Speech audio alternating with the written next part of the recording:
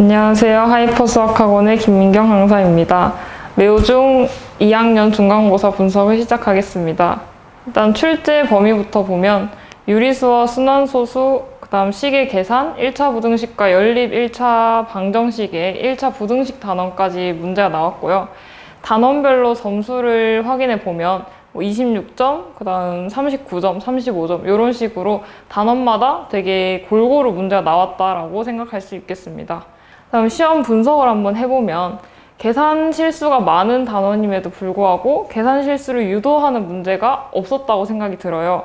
다른 학교 문제들을 풀어보면 계산 실수를 유도하는 문제가 좀 많았는데 매우중 학교 시험은 딱히 계산 실수를 유도하는 문제도 없었다고 생각이 듭니다.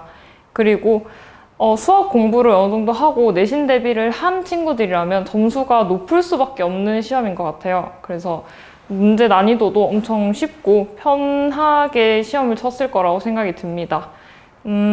단원 특성상 계산을 해야 되는 문제들이 대부분이기 때문에 문제 푸는데 시간이 조금 부족하지 않았을까라는 생각이 드는데 그 시간 분배를 잘 했다면 시험이 굉장히 쉬운 편이 아니었나라고 생각이 듭니다. 예상 적중 문항을 보면 제가 중학교 2학년 내신 대비 특강을 했었어서 제 자료에서도 몇 개를 가져왔는데 일단 중간고사 1번 문제가 개념을 물어보는 문제인데요. 그게 저희가 내신 파이널 1회에서 제가 많이 틀릴 것 같은 유형, 애들이 많이 모르는 유형들을 모아서 특강을 진행했어요. 그때 나왔던 5번 문제가 똑같은 문제로 나왔고 그 다음 보면 중간고사 2번 같은 경우는 거의 흡사한 보기 유형으로 내신 대비서에 저희 실려 있는 문제였고 그 다음 중간고사 4번도 저희 학생들이 많이 틀리는 유형이라고 생각이 들어서 특강 자료에 넣어놨던 문제랑 거의 똑같이 나왔고요.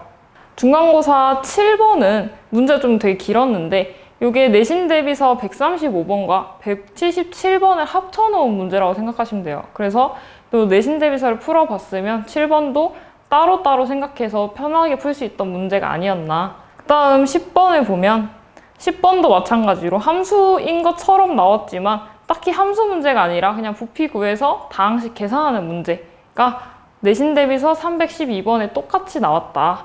부피 구해서 나누는 것까지, 함수 모양까지도 똑같이 나왔다. 그 다음 11번을 보시면 부등식의 1차 부등식 개념 문제죠. 이 개념 문제도 많이 틀리는 유형으로 생각이 들어서 넣어놨던 문제고요.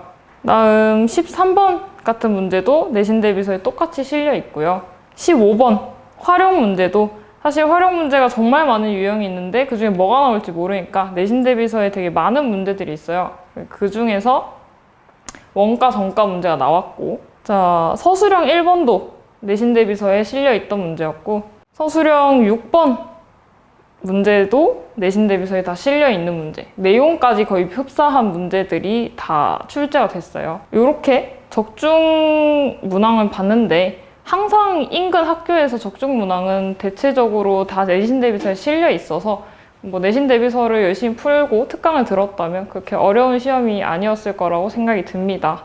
이제 기말고사 대비를 어떻게 해야 되는지 한번 보면 기말고사는 연립 1차 방정식도 들어가고 1차 함수 파트가 들어가기 때문에 함수 파트를 애들이 되게 학생들이 엄청 어려워하는 내용이라서 그 부분을 조금 더 많이 공부를 해야 중간고사 시험 쳤을 때처럼 기말고사도 좀 수월하게 문제를 풀 수 있지 않을까 생각이 듭니다.